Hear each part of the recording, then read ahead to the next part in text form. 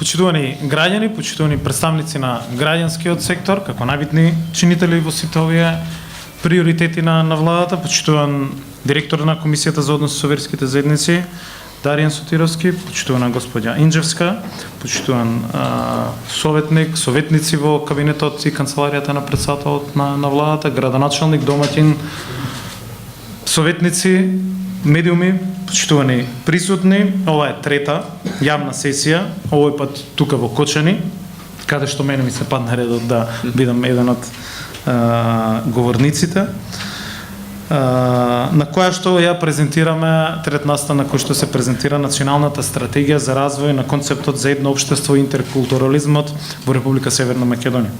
Овој документ за нас како држава е важен за да изградиме едно граѓанско општество кое што ќе се темели на почит кон социјалните, етничките, националните, верските и културните разлики. Националната стратегија за развој на концептот за едно општество и интеркултурализмот е значаен документ кој што за прв пат се подготвува во нашата земја од особено значење имајќи ја во предвид поделеноста во општеството по многу различни основи. Преку активностите и приоритетите кои што се основа на овој документ заедно со граѓанскиот сектор, со локалната самоуправа ќе инициираме мерки кои што ќе придонесат за зајакнување на комуникацијата и соработката меѓу заедниците во насока на создавање на општество во кое што секој ќе се чувствува како припадник на едно општество. Основната цел на националната стратегија е од поделено да создадеме и промовираме општество кое што е фер и правично и ги прави граѓаните подеднакви и рамноправни. Изминатиот период работевме на решавање на многу спорови и успеавме во постигнувањето на утврдените цели. Докажавме дека имаме политичка и општествена волја и затоа искрено верувам дека и сега заеднички со помош на оваа стратегија, на овој документ и нејзината реализација ќе исполниме и целта за создавање на еднакво општество во кој што сите ќе имат еднакви можности и шанси. Во целиот овој процес клучна е улогата не само на владата како иницијатор на истата, туку на локалната самоуправа, особено на граѓанските организации, кои треба да дадат свој инпут во финализирањето на идните чекори за остварување на заедничката визија за едно општество за сите. За нас едно општество за сите подразбира признавање на сите различности, гарантирање и обезбедување еднакво социјална правда, правичност, еднакви можности, вклученост и учество на граѓаните во одлучувањето и постигнувањето на општествена кохезија. Овој документ се состои од 7 стратешки области кои вклучуваат анализа на состојбите, приоритети, цели, но и акционен дел. 7 зацртани стратешки области се правна рамка, образование, локална самоуправа, култура, млади, медиуми и општествена кохезија. За сите нив се спроведени анализи и се поставени приоритетите и целите, кои ќе инициираат процеси на поинтегрирано општество. Деталите и клучните приоритети ќе ви бидат презентирани во следните обраќања. Еден од основните принципи врз кој се темели оваа стратегија е еднаквоста и недискриминацијата, кои што се еден од стратешките структурни принципи и предуслови за ефикасен придонес на сите за општото добро, предвидени и во насоките од Љубљана за интеграција на различните општества на ОПС. За нас како држава различностите се наша предност и оваа стратегија ќе понуди насоки кои никогаш повеќе нема да ги вратат на сцена поделбите на наши и на ваши, поделбите по верска основа или пак насилството кон различностите. Оваа стратегија го гледа интеркултурализмот како диалог, кој е најдобрата гаранција за мирен, праведен и одржлив свет на културната различност. Со овој документ создаваме насоки и се грижиме за ранливите и маргинализирани групи на граѓани. Ќе посочам само неколку мерки кои владата на Република Северна Македонија веќе ги спроведе во тој правец. Исплатата на социјалните права според новите законски прописи и основи, почнувајќи од идниот месец, помошта се зголемува за околу 300% и ќе бидат офатени околу 30.000 домаќинства. Со Законот за детска заштита, правото на користење на детскиот и образовниот додаток го прошируваме на семејствата со минимални месечни примања. Со тоа за 20% се зголемува, за 20 пати се зголемува бројот на деца кои што може да ги примаат овие надоместоци. За прв пат во државата се уведува социјалната сигурност за стари лица и месечниот надоместок изнесува 6.000 денари. Очекуваме оваа придобивка да искористат околу 6.000 лица кои што не остваруваат право на старосна пензија. Нашата цел како влада е да ги извадиме децата и лицата со попречености од големите и гломазни институции. Наместо во установи ги изгрижуваме во мали групни домови. За 16 месеци бројот на лица сместени во установи е намален за 32%, а за 75% е намален и бројот на деца сместени во институции. Рамномерниот одржлив развој зазема важно место во оваа стратегија. Посебно внимание посветуваме на обезбедувањето на правичен пристап до јавните услуги на локално ниво, особено во руралните средини, како и достапноста на услугите за лицата со попреченост и маргинализираните групи со физички пристап до јавните објекти и администрацијата. Нашата цел е да го потикнеме развојот во сите плански региони преку порамномерна и транспарентна распределба на средствата врз основа на приоритети што ги утврдиле граѓаните заедно со локалните самоуправи. Во таа насока се обезбедени 50 милиони евра за враќање на долговите на општините, додека средствата за рамномерен регионален развој за 2 години се зголемија за 100%. Во буџетската програма на Министерството и за локална самоуправа, но и во Министерството за земјоделство, шумарство и водостопанство постојат соодветни програми кои што во овој период беа развиени во тој правец. Во таа насока ќе потенцирам само една од последните наши мерки, која што беше влезена во Националната стратегија за земјоделство, која што владата ја донесе на претходната седница. Во таа насока за поддршката на жените во рурални средини со измената на националната програма воведуваме нова мерка од 3.000 евра неповратни средства за жените предприемачи во руралните средини, што ќе придонесе за развојот на самите средини. Со измената на мерката за поддршка на активен женски член во земјоделското домаќинство придонесуваме кон родова еднаквост и промовирање на принципот на недискриминација. Почитувани, стратегијата е проектирана за важност од 3 години и представува еден жив документ кој што ќе го следи развојот на нашиот концепт за едно општество за сите.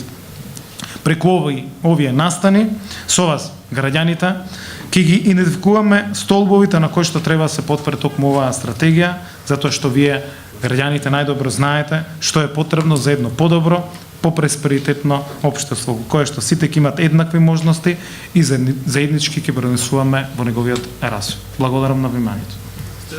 Најпрво, чест ми е што сум денес тука и што можам да кажам збор два за моите гледишта кон оваа стратегија за градење на тој концепт за едно општество за сите.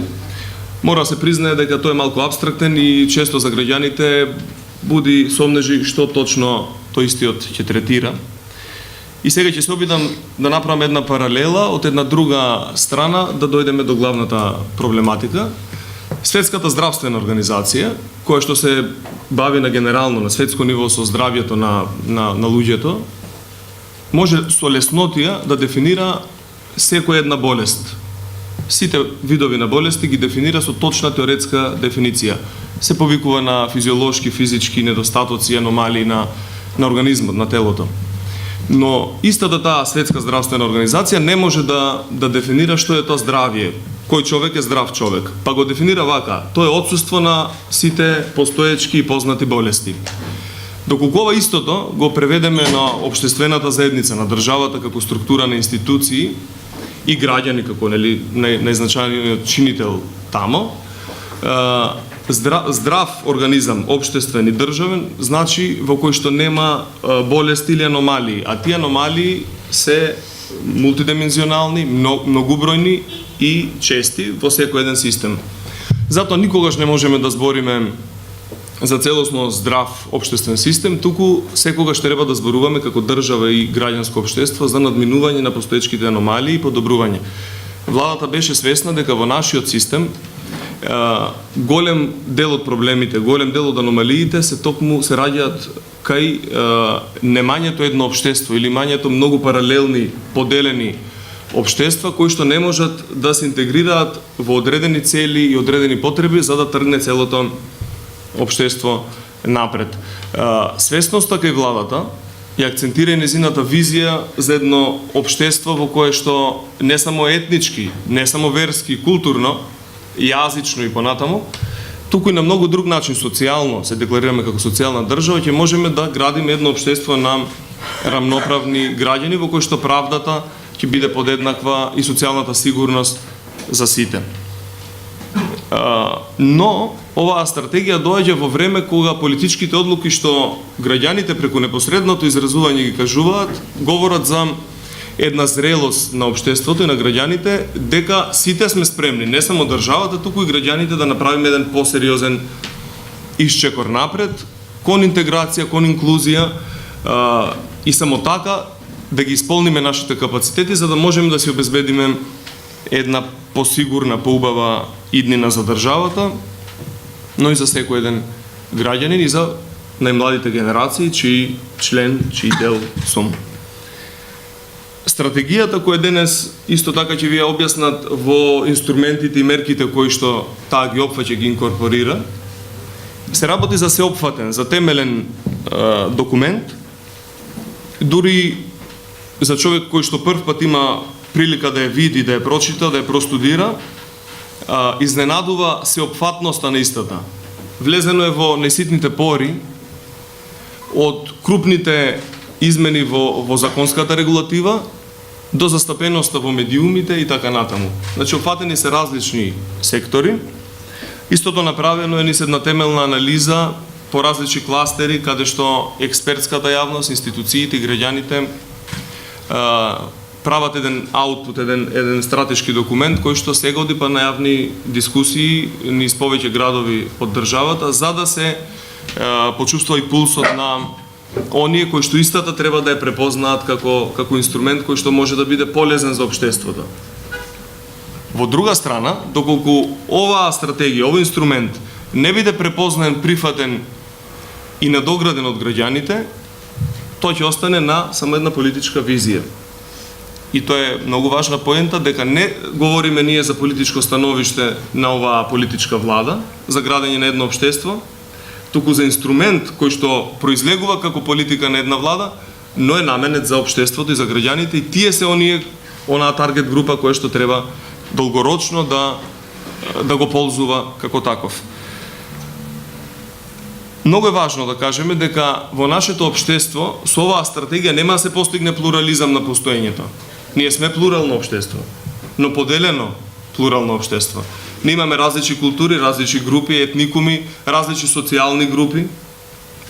И доколку не говориме за интегрирање, за правда и една минимум сигурност за секој еден граѓанин во нашето општество, а продолжиме онака како што до сега одевме сигурни кон бездната, ќе почнеме да зборуваме за неколку години за класно општество, поделено по класи, и каде што мобилност од една во друга класа ќе наликува на индиските општества.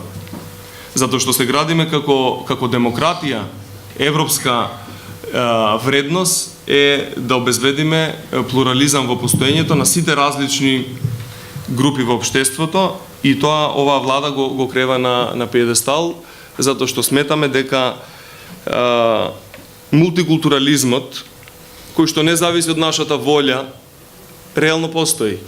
Тој не обврзува на диалог, за да се разбереме. Кога разговараме и се запознаваме, кога се запознаваме нема простор за стереотипи, за стравувања, и само по тој услов и во тие состојби, во таква една состојба, може да очекуваме развој, креирање на предсеумни политики и од државата. Овој концепт во себе инкорпорира и еден друг човечки постулат, а тоа е сите поддржувачи на оваа стратегија треба да развијат емпатија и кон другиот, културолошки, јазично, етнички, верски, различен од себе. Затоа што ние забораваме дека покрај се што не прави различни, кога си доаѓаме навечер дома, ние сме сите исти луѓе кои ги споделуваат истите проблеми. И она што е добро за еден, по правило е добро и за друг. И само така може да градиме држава во која што она што не дели нема да биде на масата и да биде важна, главната тема на дискусија. Токму тоа е граѓанското општество, во кое што сите во очите на државата ќе бидеме граѓани со граѓански права, обврски, слободи, но и должности. А нема да бидеме јас Даријан, македонецот православен, тука ќе бидам јас Даријан, кој е граѓанин на оваа држава со сите права и обврски кои ги гарантира и уставот и законите. Токму таа емпатија кон сите други, мене ми најзначајно ме врзува за оваа стратегија.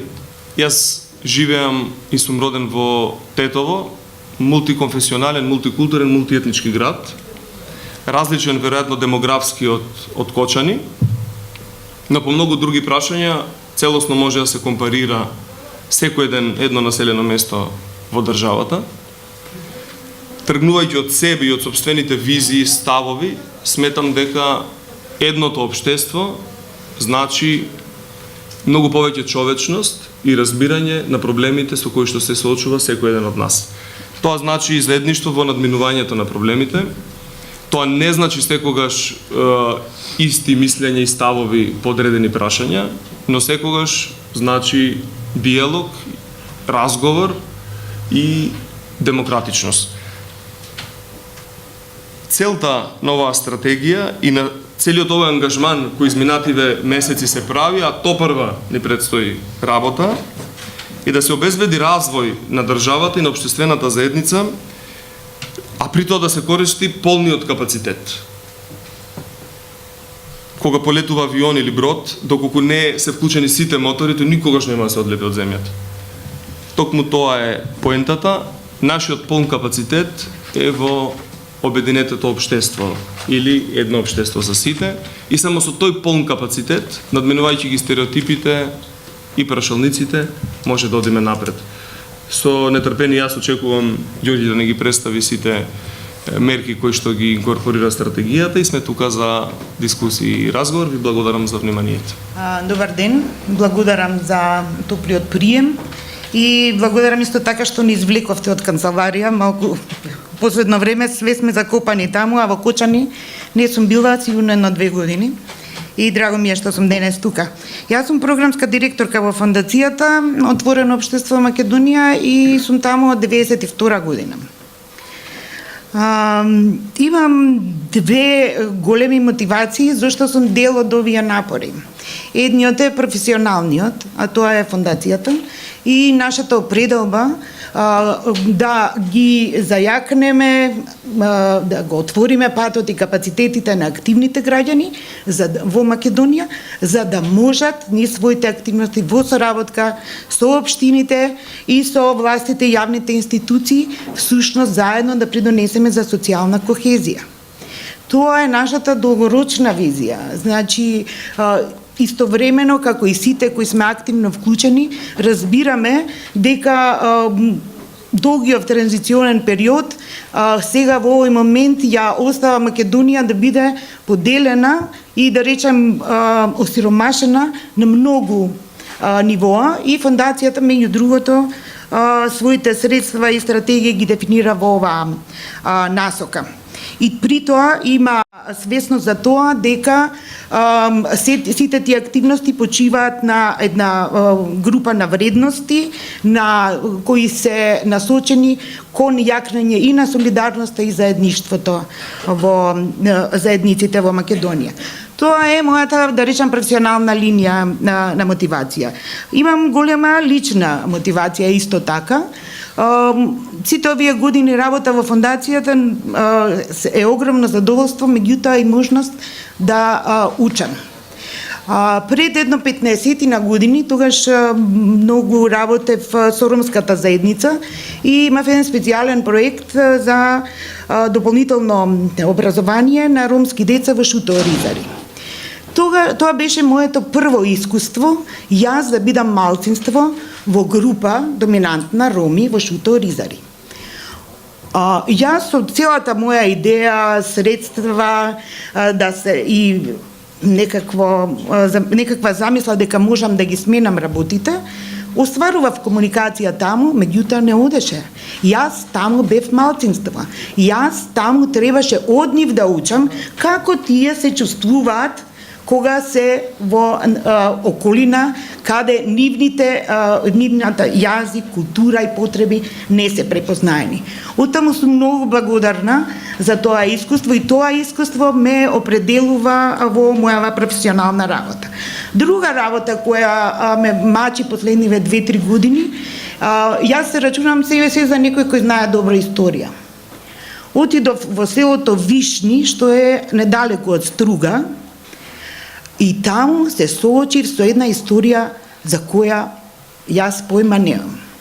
Значи, прашањето на властите во Македонија, низ историјата, нешто било сокриено, така да јас на 55 години осознавам дека имало групи на луѓе кои мигрирале од некои предели на Грција и Албанија, кои полека се населувале околу Струга и за да стасаат до Крушево. Го знаевте ова? Не.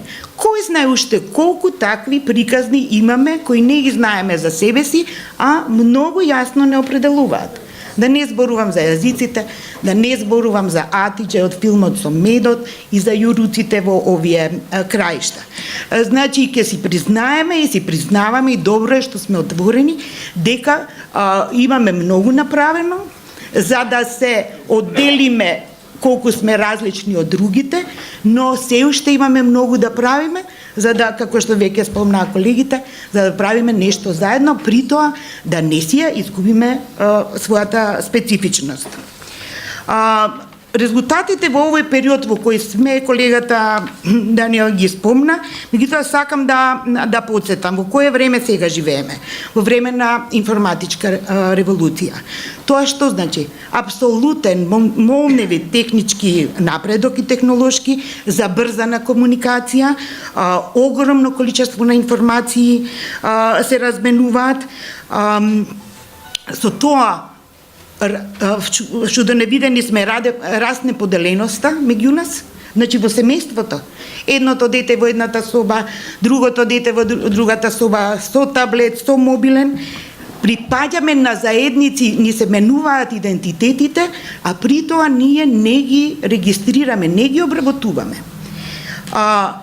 На почеток на ова револуција имавме и сите се крстевме во мултикултурализмот. Сакавме да се одвоиме од другите, бидејќи упадот од информатичката револуција беше огромен притисокот.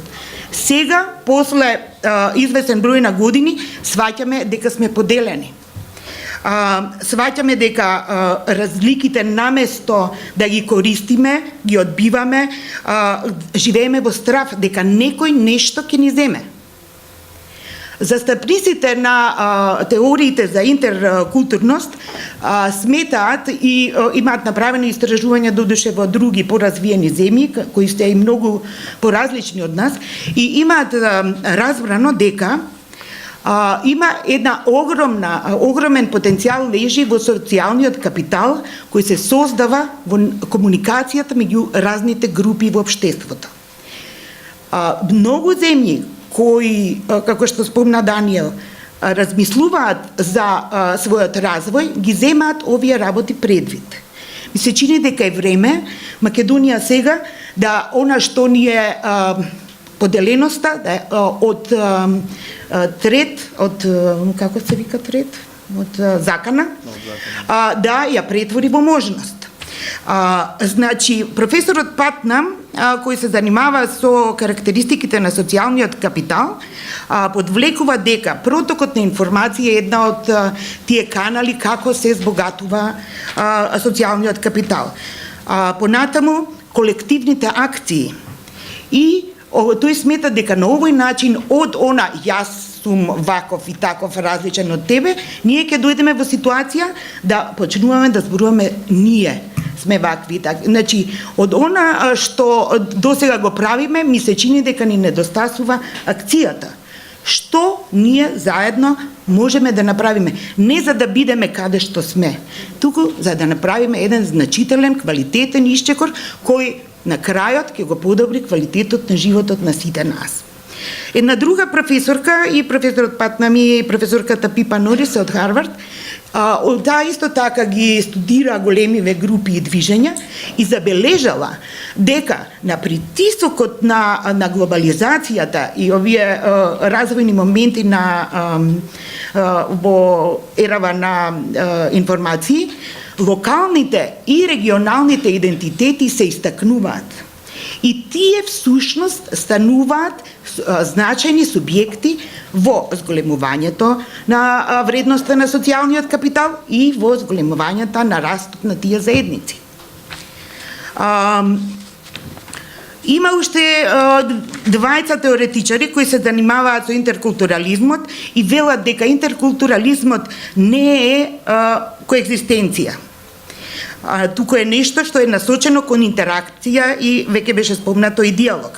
Дека интеркултурализам е повеќе од просто групирање.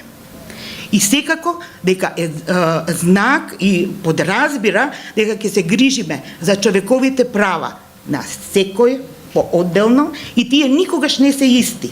Значи, ние ќе мора со интердисциплинарни пристапи да најдеме начин, да креираме нови начини како ќе комуницираме, како ќе учиме и како ќе напредуваме. Дополнително, тоа веќе го спомнав, еден друг научник Бореро се залага за тоа дека интеркултуралноста всушност е огромен ресурс за иновации и за креативност. И дека е просто насочен кон развојот не само на заедницата, туку и на индивидуалните и на колективните групи и идентитети. И сега, сите знаеме, ја не знам дали има македонски политичар што кажал нешто слично, ама кога ни треба, секогаш се го спомнуваме Кенеди и тој нели се прашал, не е време сега да прашаме што државата може да стори за нас. Јас сум убедена во тоа дека сега е време кога ние треба да одговориме што ние суштински можеме да сториме за нашата заедница, што ние суштински можеме да сториме за државата. И тука, со оглед на сите овие насоки што ги спомнав, ми се чини дека главната одговорност, ако сакате, и можност, неверојатно можности и ресурси има на локално ниво, со тоа што ќе успееме да се препознаеме, да се запознаеме и да утврдиме канали и начини на комуникација која ќе не доведе во состојба на креација. Тоа ние сите го правиме дома. Од ништо правиме нешто. Сакате во мало, сакате во нашата улица, на викендица или кога одиме да кампуваме. Од ништо правиме нешто. Истото можеме да го направиме во местата каде што живееме и на сите да ни биде удобно. Од таму ми се чини дека ова рамка што ја поставува сега владата е точно е одраз на таа состојба во која сме, како човек кој беше присутен и се уште присутен во овие процеси, ми се чини дека успеавме вешто да се извлечеме, да излеземе од националната позиција и да сватиме што ова како предизвик и како можност представува за нас. Ниту е комплетен документот, ниту е перфектен. Ке станува перфектен со нашиот инпут. И мислам дека како граѓани не треба да дозволиме да се одвиваат овие процеси надвор од нас, туку треба со знаење, умење и добра волја и посветеност на диалог и унапредена комуникација да учествуваме овој да стане наш документ и на вистина концептот за едно општество да почне да се реализира. Крајот е некаде таму во еднината, меѓутоа ние мора да најдеме начини да разбереме дека, например, студентите кои студираат во Скопје или во странство, кои се вратат во Кочани, тие се веќе со изменет идентитет. Ние мора на локално ниво да им овозможиме да го остваруваат своето граѓанско. Општината е исто така субјект, општината мора да се отвори. Не се доволни комисиите кои не работат. Луѓе, дајте да смислиме комисии што ќе работат. И жените, значи една жена која е во производството на Орис, таа исто така може да е член на некаков си хор и може да е член на планинарско друштво. И исто така треба да има своја економска слобода и независност. Значи, толку многу, сите ние имаме идентитети од Писарев, кој е и... Здраво, Писарев! кој е и историчар на уметност, и рибар, и активист, например. Така сигурно Писареви по Кочани има многу. Да не должи многу, фондацијата останува посветена на овие приоритети кои се дефинирани вака, остануваме посветени на процесот и да го помагаме процесот. Јас лично очекувам дека она во културата и кај младите е посебно важно и дека тука посебно сите треба да се договориме, да оставиме малку простор младите да кажат вистински што имаат, а не како ние сакаме да изгледаат младите. Толку. Благодарам. Благодарам и на вас.